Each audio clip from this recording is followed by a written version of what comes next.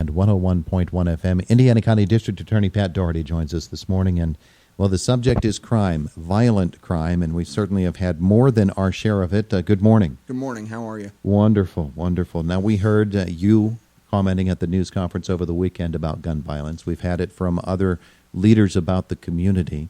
And I guess the question that people want to know is, what is it that we can do to put an end to this? Well, I mean, we have a couple different issues that we're faced with right now. The first would be the unsanctioned IUP student event, IU Patties. Mm-hmm. I've had a lot of people say, "Hey, you have to shut that down." Well, if it were that simple, we would. It puts such a drain on our social service network here in the community that for basically 3 days, the police are just inundated. Emergency management is inundated. Thank goodness that they've had the help of agencies like the county sheriffs, other municipalities, Homer City, Blairsville, Pennsylvania State Police. They all worked together and they had a game plan. And somebody says, well, your game plan didn't work. Well, I beg to differ. I mean, the game plan, yes, there were some tragic outcomes over the weekend. But the law enforcement response to those tragic outcomes, if they wouldn't have had a plan in place, could have been a lot worse. Mm-hmm. They have a balance. They got to keep the peace as well as now investigate these criminal activities. And let's not miss out on the opportunity to address what's kind of at the root of all this. I think alcohol is. Alcohol is really stemming that event.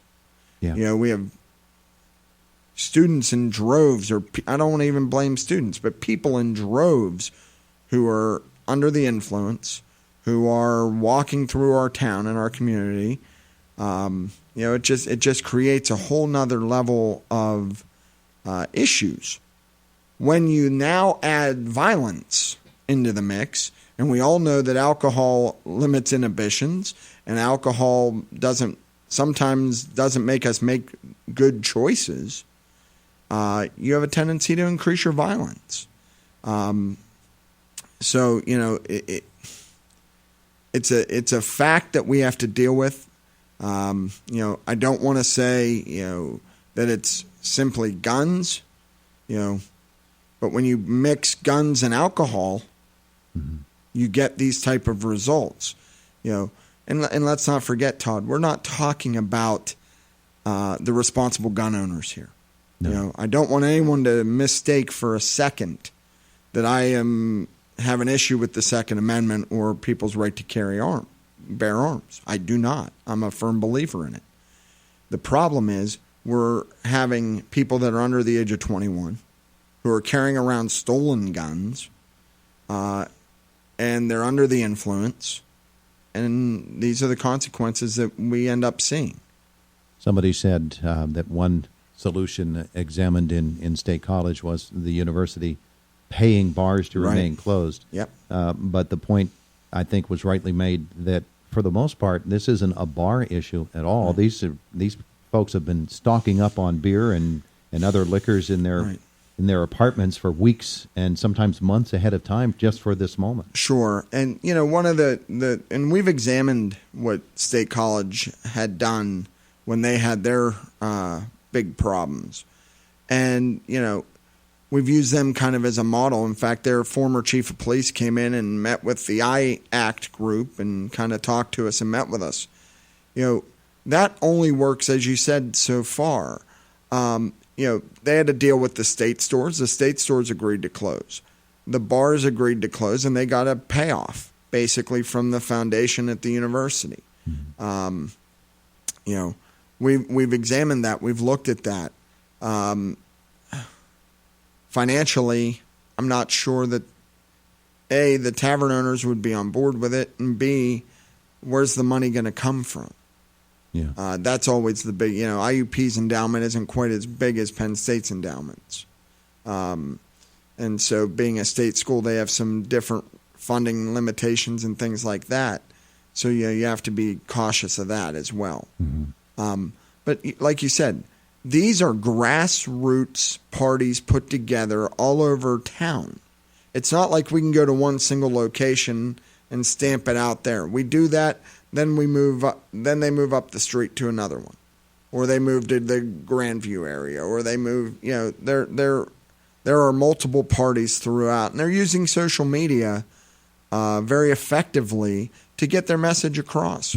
Hey, here's where the parties are. Yeah. There were some parents I know that have IUP students in university right now that their sons and daughters said, I'm not staying around campus for this weekend. I'm not staying in town. They went home. Yeah. Students are as afraid right now as town folks are about the things that are going on. Right. And when we talk about gun violence, any violence at all, and the root causes of them, it really does point out, and you mix in the heroin problem, the opioid problem, it really does point out how complicated an issue this is from every standpoint, and yours certainly from law enforcement. Absolutely. The heroin and drug issues that we face and that every county in southwestern Pennsylvania faces is, when you have the increased traffic in drugs, you also have those individuals carrying firearms. And, drugs and guns go together. I hate to say that, but in law enforcement, we know that. So that has created a whole nother level of issue. Now, we can pull out any one or two incidents or three incidents over, a course of a year. Do I think we're safer than our friends in Allegheny County? Absolutely. Do I think we're safer than Westmoreland County? Absolutely. The difference is when it happens in our town or our county, there's that shock and awe effect. And that's a good thing that there is that shock. Because it's unusual here. We don't want it here. Yeah. And there's no place for it here. And that's what I said on Saturday. If these type of events are going to lead to these type of problems, we don't want them here. So if that means that, the students have to get together and take care of this and ban this event amongst themselves, then that's what has to happen. I know the university, they want nothing to do with this. I mean, that doesn't mean they're shirking responsibility, because the whole spring semester they offer programming and planning and alternative events for their students to make good choices and to make good decisions and not be tied into the negative things that happen. I mean, look, several hundred students got together on Sunday morning and picked up garbage and trash all throughout the community. It's a delicate balance, because I understand what people think, but let's not forget, and I'm going to be accused of being an IUP apologist. 365 days a year, IUP brings a lot of good to our county and our community. We don't want to throw that aside because we have an event in the fall, around homecoming activities, and we may have an event in the spring, as we saw this weekend. But when you look at the totality of the circumstances, the violence has to stop. I mean, that's just the bottom line. We have to figure out ways to stop the violence, whether it's physical violence, sexual violence, or gun violence. Violence takes many forms. Yeah. There have been calls for new citizens groups, new organizations such as IACT. Have you heard about any of those and whether those will actually be forming? Well, I hope so. I mean, and one of the nice things about IACT is we're very inclusive. We started with one or two landlords. At our last meeting before this weekend, the entire ballroom at the KCAC was filled, and I would say the majority of the people there were landlords. They're invested because they want their properties to be safe and they want their students to be safe, and a lot of them have gone to the extra efforts of hiring security and being proactive and trying to eliminate parties on their properties by educating the students and talking to them about the ramifications. So, those things are all good. I welcome any ideas that people have. I think we're better together. I think we make better decisions when we have buy-in from the community. Absolutely. Indiana County District Attorney Pat Dougherty with us this morning.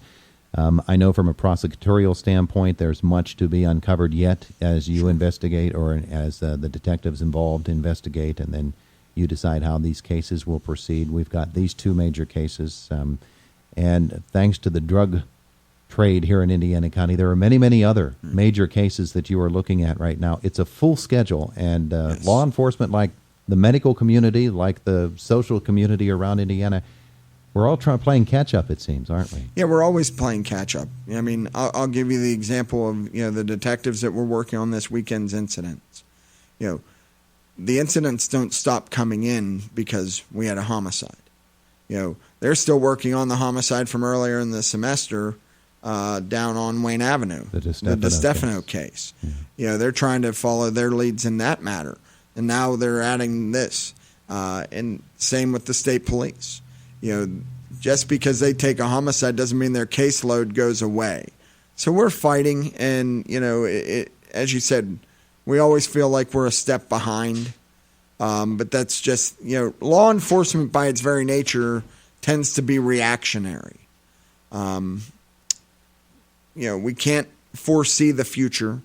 We can do what we can to make sure that we're prepared, that when something happens, we're ready to do it. And we're ready to answer the call, which I believe we are. And the Indiana Borough Police, as always, have done a tremendous job being prepared. Somebody had referred to the scene as chaos, and I dispute that. I mean, chaos would be people running around not knowing what they're doing and not having a plan. Mm-hmm. From the very beginning, there was a plan. The plan was followed. And people knew their assignments and knew where to go. So I commend the borough police and, all the different law enforcement agencies that answered the call early Saturday morning. It's a big puzzle, and it's going to take a while to put it together. Pat Dougherty is one of those helping to do that. Thank you so much for coming across the street, visiting with us Thanks today. for having me. It is Indiana in the Morning. By the way, you're coming back next week for a whole other purpose. Yeah, next week we're going to talk about some of the good things we have going on in the community. Yeah, how about that? So, we'll look forward to that one. It's Indiana in the Morning on AM 1160 WCCS 101.1 FM.